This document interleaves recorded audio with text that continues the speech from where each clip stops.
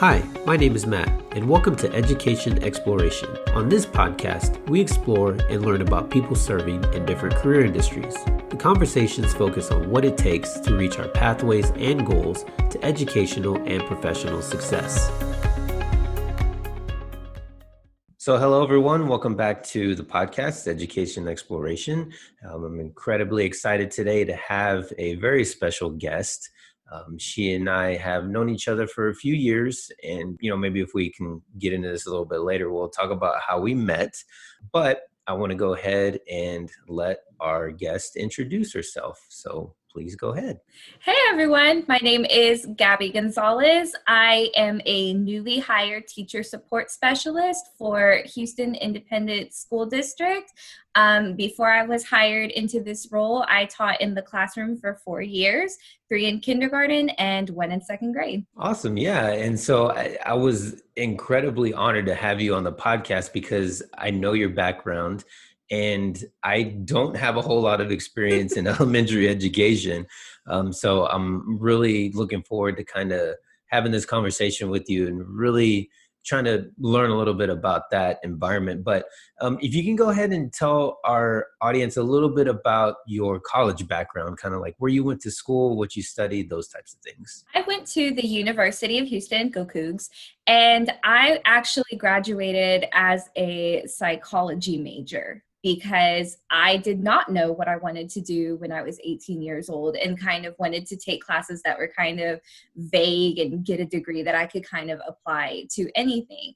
So when I graduated, I was still in the thought process of I do not want to be a teacher. And I worked at a school as a data entry clerk for a Title I program. And so I was out of school.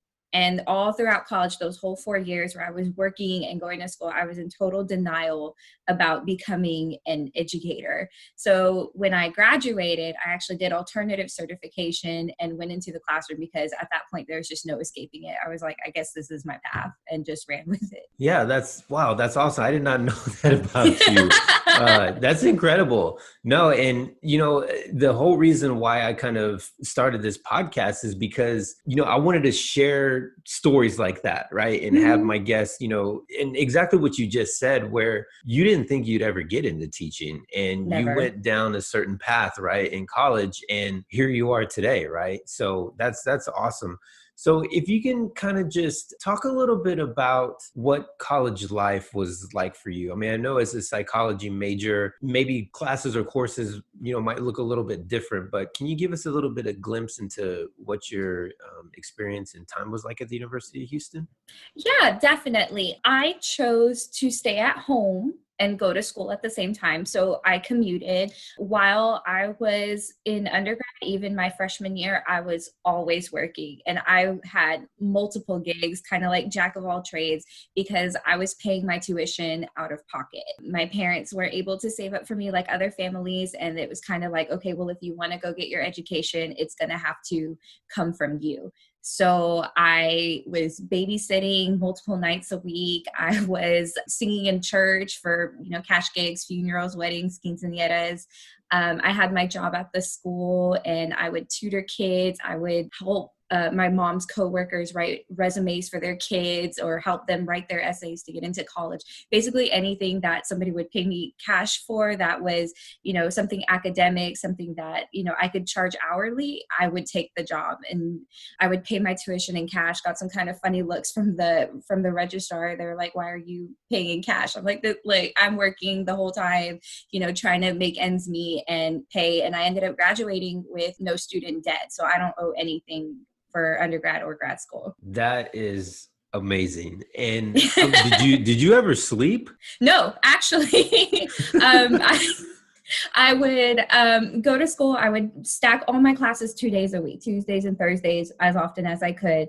And Mondays, Wednesdays, Fridays, I was hustling. And after I would go to work, it was some more hustle. After I went to school, it was another hustle. And so I had maybe 5 or 6 jobs at the time that I was just constantly looking for some money so I could pay for my next semester. So that makes me wonder about what was your time management like? I mean, how did you organize that type of workload and go to school? I'm assuming, were you a full-time student at the time? Full-time student. Wow, I mean, I can't even fathom the fact that you were hustling that much and still able to go to class, right? And do the coursework and, whatever it is that you needed to do to graduate. So can you talk a little bit about like, how did you organize yourself? There was definitely some sacrifice involved. I mean, I wasn't really into the college life, the social scene. Basically it was, do I take this job or do I go to class? And sometimes it was, let me take this job. But I was always very honest with my professors. And I'm like, look, I told them my background. I told them what was happening. And I was like, I can't make it to class, but I'll make it up. I'll ask a friend for the notes or something and do it that way. As far as time management, sometimes it was kind of like a give and take, really. So I would do as much of the assignments as I wanted to. But did I have a stellar GPA in undergrad? Not necessarily, because sometimes, studying time had to be sacrificed for work time. But I was very fortunate in the fact that because I had so many skills on the computer, my dad taught me like how to use a Mac when I was like 8. And so I was able to like knock out my work in college, and all that time that I didn't need to learn a program or, all that time that I saved because I already knew how to do something, I would make it up by taking a job. So I'm going to actually come back to that thought a little bit later, because that's going to be something that I'm incredibly interested in, but I'm going to kind of shift this a little bit, but I promise I will come back to that thought about your skill set. So graduation rolls around. It's time to decide, what it is that I'm going to do with the rest of my life. You said that you did an alternative certification. Can you talk a little bit about what that looked like coming from your college life and that sort of segue into your professional life? Definitely. So I actually graduated on my 23rd birthday. So December 17th, I was graduating and it was my birthday. So at that time, it was kind of realizing that there was no money in social work. And as sad as that is, and as much as we need people, I had already had to pay out of pocket. I didn't think I could take a career where I would be making a lot less than if I were to find something else. I had even taken 2 interviews already with this company that was using students like fresh out of school to be behavior analysts for students with autism. And basically it was kind of like a therapy program where they would go after school and kind of learn coping skills. And that's kind of what I was all about. So I was already working at this school and I was telling the assistant principal all this stuff that I was going through, like, okay, I'm out of school, I need a job, but I don't know what I want to do anymore because everything that I was passionate about, unfortunately, doesn't pay. And it's just a sad reality that all of these students are facing right now because they want to help people. They get this degree so that they can help people. And then they're released into the real world and it's like, oh, there's no money in there. So the assistant principal looks at me and he's like, you can use all that in a classroom. And I don't know why that had never occurred to me. He was like, we have kids with autism here. We have kids with special needs here. We know that we have these diverse populations with all these different kids with special needs, whether it be kids with ADHD or kids with, something else that they might need help with. And I was like, I could help these kids in the classroom. He goes, get alternatively certified. We have a job for you. Come on board. I was like, okay, cool. Knocked out alternative certification in 6 weeks. Showed up, took the test, passed it on my first try, and was like, ta-da, I'm here. And unfortunately, he ended up not having a job for me. And I ended up being shipped out 2 school districts away from my house to have my first teaching job about 3 weeks after I had passed the test. That is something that I know would probably be very disheartening to some people, right? However, and we might get into this a little bit later, but it almost seems like it was one of those things where if it would have happened to somebody else, they probably would have just given up, right? And instead, it was almost like a catalyst or like a projectile, right, to the start of your career. So did you start in the middle of the semester teaching in the classroom? The school year started in August and I was in by September. So I missed maybe 2-3 weeks of the actual class, which is hard in kindergarten because that's the whole time where you're teaching rules and procedures. So I literally had to jump right in from scratch from the very beginning. No help. Okay. Yeah, no, I get it. Okay. So yeah, in my head, I'm just trying to paint the timeline picture. And so what was one of the things that drew you to kindergarten? I think kindergarten teachers are incredibly special. I spent a few months supporting an elementary campus as an instructional technology specialist. It was probably the most learning I've ever done in my educational career. So I'm just curious about that. Okay, so in all honesty, I wanted to be a kindergarten teacher because I thought we were going to play all day and I thought it was going to be easier. Okay. Boy, was I wrong. Kindergarten turned out actually to be one of the hardest grade levels. And it's even funny because even teachers that teach fourth grade star writing will be like, I could never be a kindergarten teacher. I like kindergarten because you get them fresh. You get to mold them to exactly how you want them to be as a student and as a person. You're not spending time breaking bad habits because they're like blank slates. And I also love kindergarten because every 20 minutes is like a brand new day. Everything is just like constantly resetting and starting over. And there's so many opportunities for growth with that. You can have a child with a full on meltdown and 10 minutes later, they're ready to snap back into it. And okay, hug time, little love.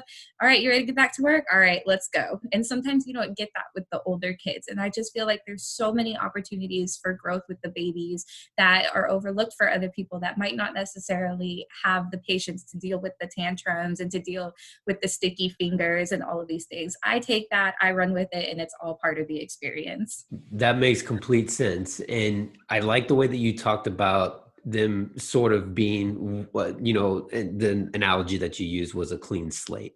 And Mm-hmm. I have the utmost respect for elementary teachers because I know I only spent time as 1 year as a middle school teacher and 4 years as a high school teacher. And I could not imagine what it's like to operate at an elementary campus until I actually, was able to spend time there. And I'm grateful for that time because when I first approached my boss about the position, I said, you know what? I said, I've spent a lot of time in the 6 through 12 environment. I want to know what it's like to start a child from the beginning of their educational career.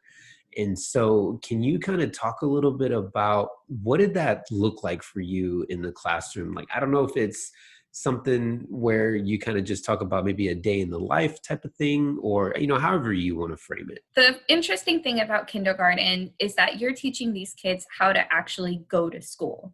And that's something that other educators take for granted. You have to teach these babies how to stand in a line, how to go to the bathroom in a group. You have to teach these kids how to literally sit in a chair because some kids have never sat in a school chair before. And so that does take a lot of time. So, with any young child, I mean, even if you look at entertainment that is geared towards early childhood, everything is about 10 to 15 minutes long. And so I try to incorporate that into my teaching because I know that their attention span is about 7 minutes. And you have this 7 minutes where a lot of magic can happen. And then after that, it's like a straight decline where you're not going to get anything from them. So what helps me is that every couple minutes, we change it up. Every couple minutes, it's like, okay, let's move on to something new. All of my MIDI lessons, all of my phonics lessons, everything like that is about 5 minutes of me talking. The rest of the time is them going, exploring, doing something on their own. And I always tell my kids, and we tried it even with the timer, okay, guys, I need to talk for this long. And a lot of it was, when I started doing that, is them looking at the timer and not at me. And then finally it was, they were more focused on me and less focused on the timer. But what I would always say is give me this time to talk and then you have all this time to talk, like 15 minutes. I need 5 minutes of me and it's 15 minutes of you. And what I really try to do with my kids is make everything student led, student centered, and give them opportunities to be responsible and to be leaders in my classroom. I have a kid do everything for me. I hate to say it like this, but it's true, but I don't do a lot in my classroom. I have a kid turn on the lights. I have a kid pass out lunch cards. I have a kid that, goes around the room and make sure everything's picked up and make sure all the chairs are pushed in. When it's time for stations, I have a student that is ready to do that. And it just creates all these possibilities for them to grow and learn and take pride and ownership in their classroom. And I think that's really great for kids. And I always tell them, I'm like, okay, let's try and do it like this so that you know how to do it by yourself. And then throughout the year, there were less tantrums of, I can't do this. And it just really created this growth mindset without me having to say, okay, little children, this is what a growth mindset is. Instead of saying, I can't, say, I will try to. And it was basically just practicing it without really spending extra classroom time, which we don't really have, for them to learn how to be proud of themselves and to learn how to fix their own mistakes, which I always love. And that was the most rewarding part about being a kinder teacher, is seeing the growth in these kids, both academically and them growing into little people. I'm so glad that you said that part about your kids doing more than what you were doing. Early on in my career, I had someone tell me that if you're working harder than the kids are, then you're doing something wrong. And I love that. that is so true, because that's exactly what, in my opinion, education is that you are helping really two things. One is someone grow as a human being, but not only that, you're helping them develop the skill sets that they're going to need later on in life. And so what I took away from what you just said is that you're starting that foundation for your kids. Mm-hmm. I mean, just the mere fact that you had students that were responsible for different roles in the classroom, you are already setting them off on the right foot, saying, hey, I have this responsibility, even if it's as simple as turning on and off a light, that's still my responsibility. Mm-hmm. And I have to make sure that I am doing what Ms. Gonzalez is asking me to do, because if not, then I'm not fulfilling my part as a student. Definitely. And as educators, we're always responsible to set up real world scenarios in our classrooms. How does this tie into the real world? And that goes even further than the academics. And so with my training of my kids to be responsible, it ended up being extended throughout that. So in my class, my kids posted everything that they did to Seesaw. So they would go and do their own work, and then they would post to Seesaw. What ended up happening is that you would hear other voices on top of the recordings from my other kids. So we finally decided, okay, everybody. And we always have like class discussions. I wanted them to be part of the decision. And I brought it up one day. I was like, what if I let you go into the hallway and spread out and record? That means I would be in the classroom and you would be all by yourself in the hallway. And you could see their little ears perk up. They're real interested in this. They have this opportunity to be like grown-ups and to be on their own. And we set boundaries. I said, but here's the deal. You can't go past the corner, because I want to be able to peek outside my classroom and I want to be able to check on you if I need to check on you. However, and then it gets real serious. If I hear from another teacher that you are not recording and you were playing, it's over for everybody, and their eyes just get all big. Like, we don't want that. We want to be cool and independent, and we want to be in the hallway. That's right. And if you take advantage of this, we all come back in and you all have your recordings with everybody's voices on top instead of having just your voice. Is that what you want? No, never. And so I never had any problems. I would have all of these little 5 and 6-year-olds spread out in the hallway from one end to the other. They were all on task, and teachers would peek into my classroom and just give me compliments all the time about how my kids were so on task. But another reason why my kids were on task is because they liked what they were doing. They liked recording videos instead of filling out a worksheet. I'm not saying worksheets are bad. I used worksheets, but then at the end of it, they would take a picture on Seesaw and record their voice explaining what they did. And they would even leave me some notes. Ms. Gonzalez, I really had a hard time with this. And that helped some of my kids that were like kind of shy and they didn't want to say it in class. They would record it quietly on the video when they were sitting by themselves in the hallway. And I would listen back and be like, oh, okay, I can help with that. So it ended up being really cool. And it was just a give and take process for both myself and my students. That's a great description, Gabby, of building that skill set in a student, right? And like, we had just talked about, that whole responsibility thing, I think, is one of the things that as a student myself, I was able to take away. And knowing that my teacher was there supporting my educational journey by giving me the option, right? Or the choice, if you will, of being able to learn in a certain way.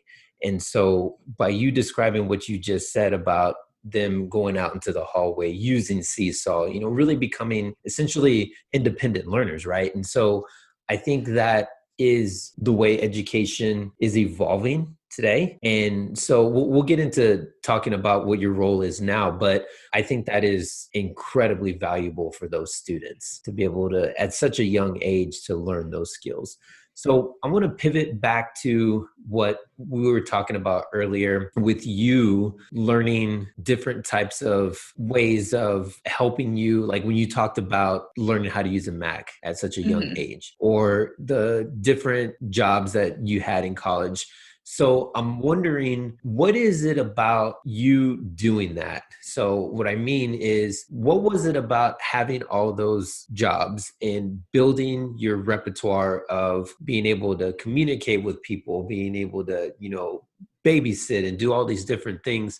How did that help you? And you can speak to either in your college life or in your career as an educator. I'm just curious.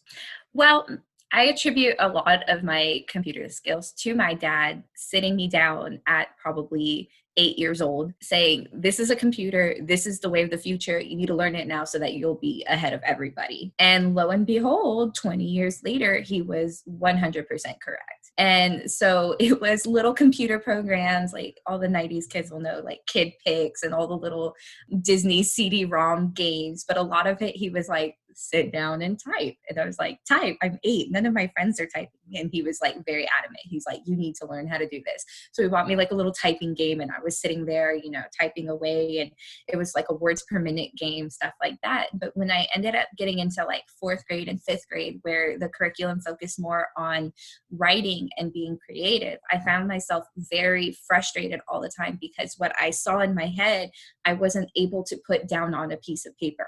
I can't draw, which is another reason I teach kindergarten, because you can draw in a kindergarten classroom and they'll be like, Miss Gonzalez, that's amazing, it's beautiful, and we love you and we're here for it. Other grade levels, they'll be like, no, we don't know what that is. But using the computer for my assignments in 4th and 5th grade, when literally nobody else in my class was, because it wasn't popular at the time, I was like, this is what I want to do. And I was able to bring that to life with the computer, with clip art, instead of me having to hand draw these illustrations that didn't meet up with this vision that I had in my mind. Now, the problem was that not every teacher accepted typed work. And so what that taught me is that you have to accept what a student can do and kind of have a little give to that. Because my thing was, I wasn't trying to be fancy. It was legit. I see that this way in my mind, and I can't bring it to life the way that I want with a pen and paper. I can bring it to life on a computer. And now that's a big topic in education, is all this differentiation and letting students show their knowledge in the way that they want to show their knowledge in. And I feel that internally because I'm like, I get it. I understand. You might not want to do your assignment this way, but I will totally accept it if you want to do it this way. I'm okay with it. You're showing your knowledge either way. So I always wanted to be the teacher that I would have wanted to have when I was younger, because not every teacher is understanding. Not every teacher would let me type my work. Not every teacher would accept a PowerPoint as a presentation, and so I always wanted to be the teacher that would let students find themselves and become their own students and their own people, because I made a career out of it. So who's to say, this little 5-year-old might not be able to experience this and find something that they love early on. I'm really glad that you mentioned being able to use what is, and I don't want to say necessarily available to a student, but, going back to the example of you saying, you couldn't really draw, and I can't draw either. And I'm right there with you. Like, there were times where I would have to demonstrate something in a high school business classroom, and my students were like, Mr. C, we don't even know what you just drew. And I'm like, yeah, I know. It's in my head. I'm trying to get it out, guys. But it goes back to that whole idea about you developed skills and ways of doing things. I almost feel like the best way, when I was listening to you talk about it, I'm like, man, you were really pioneering methods of kind of learning, right? And it worked for you. And I think that is something that I find often with teachers, that just because it's not their way doesn't mean that it's not the way. And so even when I was supporting teachers in the classroom with technology, I would often get pushback because they just, I don't know if it just was they weren't comfortable in learning a new skill, or if it wasn't that they just weren't confident on the computer in general, or if there was something else there that was missing. I could really never figure it out. And it would always frustrate me when I'm like, okay, your students are begging for this over here, but you are over here with your ability and your skill set. How can we get these two to come together and match each other in a way? Or maybe a better way of saying it is complement each other. So I'm kind of wondering what your thoughts are on that. And that is just kind of like a lifelong quest, because I feel like the answer just isn't easy. In my experience, for teachers especially, it's easier to say my students can't than for them to say, I don't know how. And that narrative has to shift, because we expect our students to be lifelong learners. We don't expect our kids to know everything when they walk through our doors. I mean, that's what we're here for. But for some reason, because there's so much piled onto a teacher's plate, and I mean, we know that, and there's so many expectations that are set by, whoever, that technology just kind of gets lost in the mix, gets put on the back burner. And it's easier for teachers to say, my kids can't do that, than to say, okay, maybe I should look into this. So my whole strategy with that is kind of based on like show and tell. And it was kind of by accident, but I started figuring out that this works. So other teachers would see my kids in the hallway on their iPads, working in groups or working individually, depending on what the assignment was.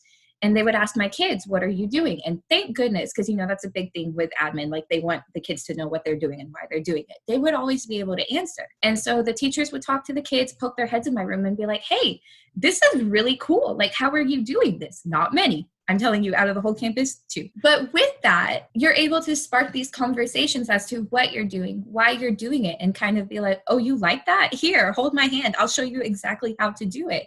Is it everybody's cup of tea? No. I mean, I was the only one out of 4 kindergarten teachers that were using Seesaw on my campus. And I finally had to put my foot down, even though I was new to the campus and new to this team. Like, no, this is how I'm going to do things, because just how you feel comfortable doing things your way, this is how I feel comfortable. Nobody on my team wanted on board, but I would always say, hey, I made this Nearpod. Hey, I made, this game on Spelling City that you are more than welcome to. Here you go. And did they take it? No, but I always offered. It was always there on the table, and they knew that when they were ready that they could come to me. So all of a sudden, March rolls around and everything is online. Who do they come to? They would come to me. And I never said, well, you didn't want to learn it back then. Why are you bothering with it now? Absolutely. When do you want to set up a time? I would have Zoom video parties where I would do video tutorials for some of the teachers on campus on my own time. Hey, Gabby, I really want to learn how to do Nearpod. Come on over. I'll show you how. And you always have to be open, but you have to wait until people are ready. I don't think that it should be a mandate to do all of this stuff, because you're going to overwhelm people.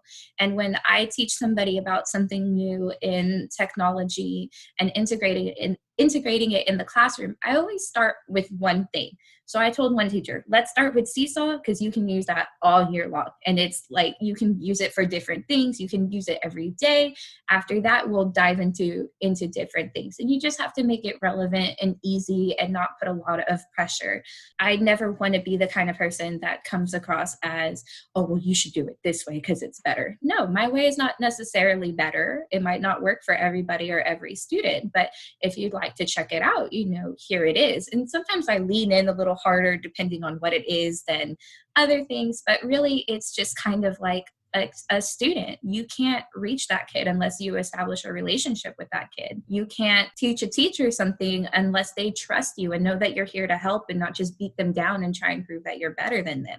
So just like when you're teaching your kids, that's what you have to apply when you're trying to share stuff with teammates and people from other campuses. Yeah, no, that's great. And I appreciate you, sharing that, I guess, method or, strategy that you've kind of built up right over time. And I think you've realized just how important one technology is. And, for the audience out there, I mean, you can debate me all day long if you want to. I mean, I think it's, you can say one thing over another, but if you deny it, I mean, it's here. It's obviously here, and it's only going to grow. And I highly encourage, anyone that's in any career field really to start with, like you said, one tool, right? And Mhm. really learn that one tool. And you can kind of, develop skill sets that'll apply to different applications. I mean, it's all, I don't want to say they kind of overlap, but I mean, it's almost like I go back to this idea of when I was younger, I really wished I would have paid more attention in my computer classes, like typing, especially. Oh my God. Like as an adult, I wish I typed like literally double the speed that I do now. It would help me out so much. But the other part to that is just really paying attention to the skills and the things that I learned maybe in a math class or in an English class, and Mhm. really trying to, say to myself, okay, yeah, you're in this class that you may not like, but you're still developing something, whether it's Mhm. how to study, whether it's how to organize information in your head, how to communicate, whatever, all these skills are going to be useful in some way, shape, or form in your life.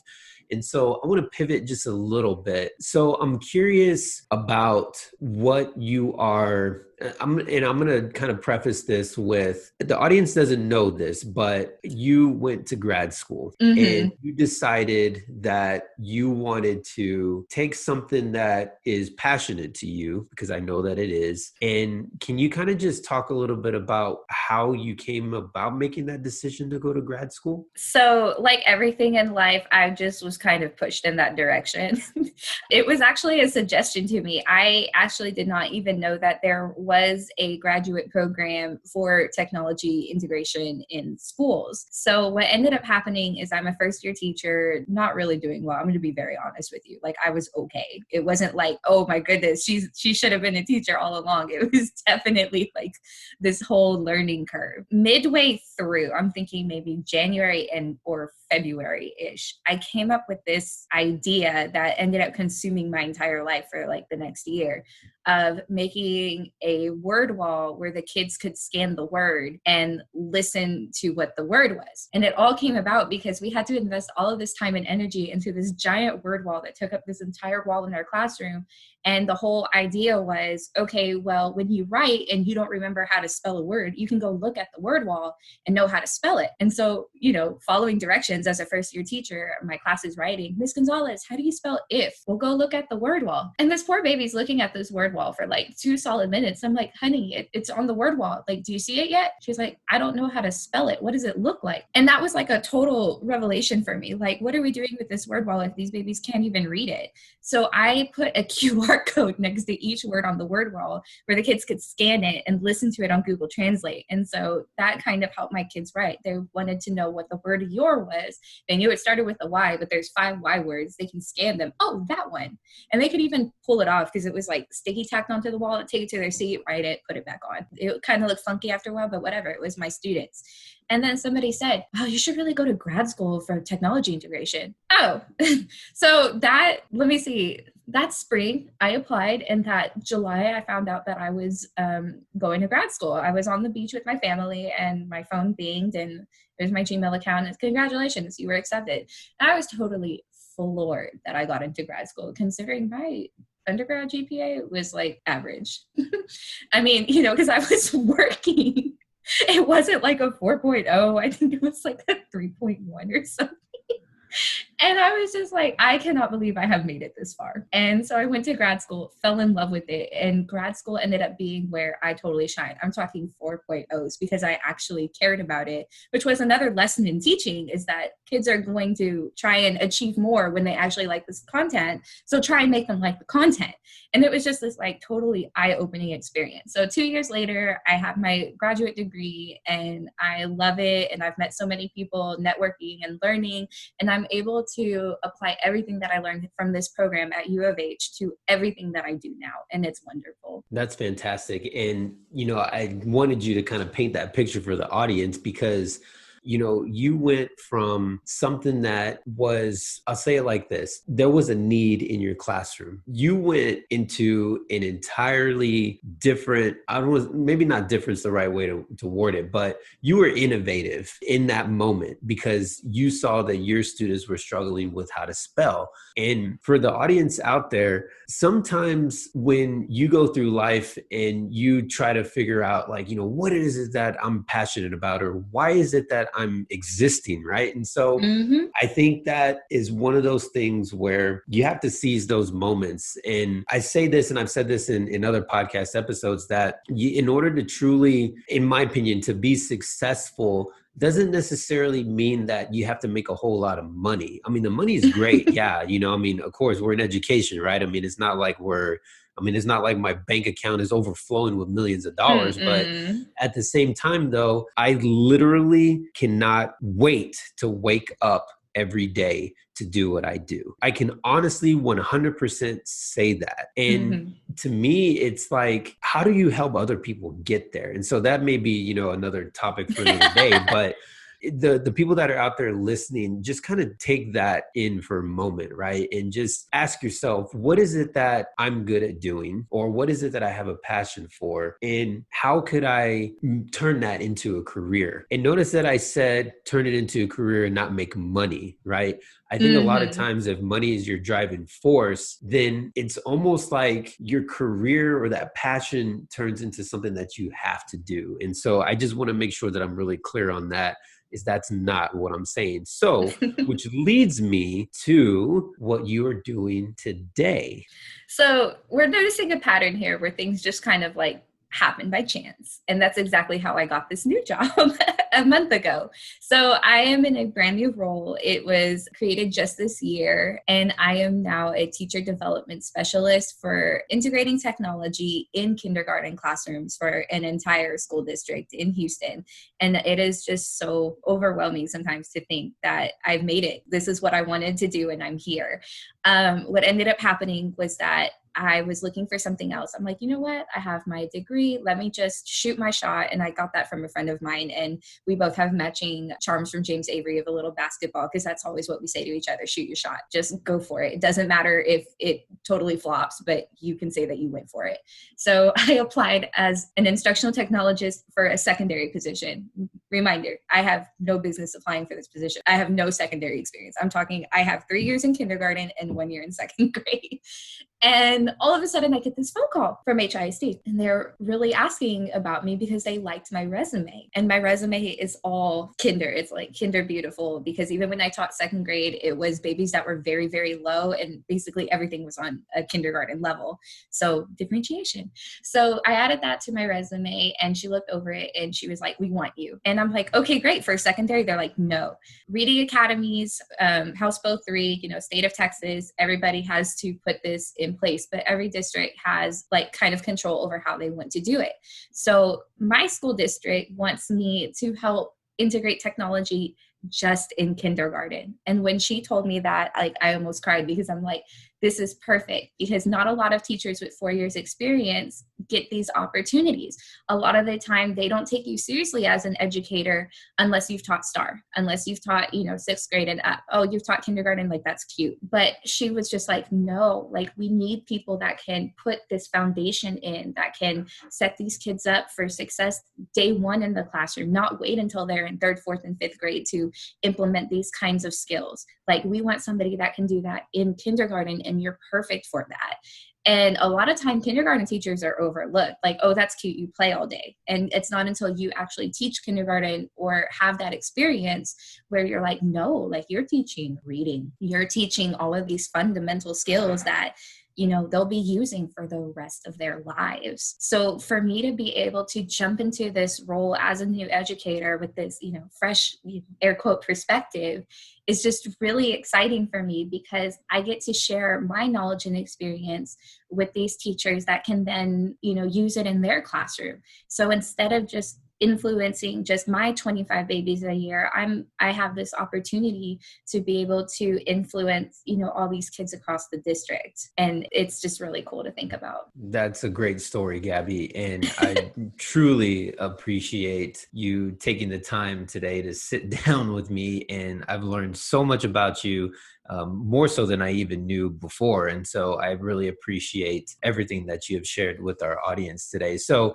as we kind of wrap up our time together today, one of the things that I try to make sure that I always leave these podcast episodes with is just some inspirational words, for people that are out there that are maybe looking to, start a career in education, or, that maybe trying to figure out, I'm not necessarily doing what I'm passionate about, at the moment, but I know I want to get there eventually. So what is it that you would kind of give to someone that's in those positions? I feel like a lot of the time teachers forget that they're lifelong learners too.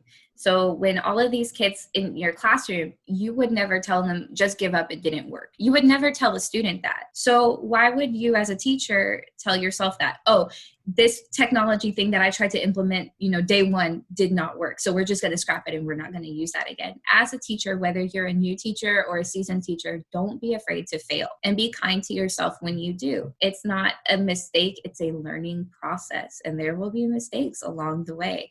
I can't tell you how many times my lessons have flopped completely in front of admin and everything, where we just totally fell on our face as a class. But I always pulled the kids aside. We would talk about it and we would try and fix it. And the next time it didn't work, but you have to keep growing from it and learning. Whether you're new to this or you've done this before, it's not too late to learn something new. And there's always going to be people, whether on your campus, on Twitter, on social media, that will be able to help you. Thank you for listening to the podcast. Be sure to subscribe. Episodes are available on Apple Podcasts, Google Podcasts, and Spotify. Follow me on social media using the handles @education_explode or @MattEdutech. We'll chat again soon.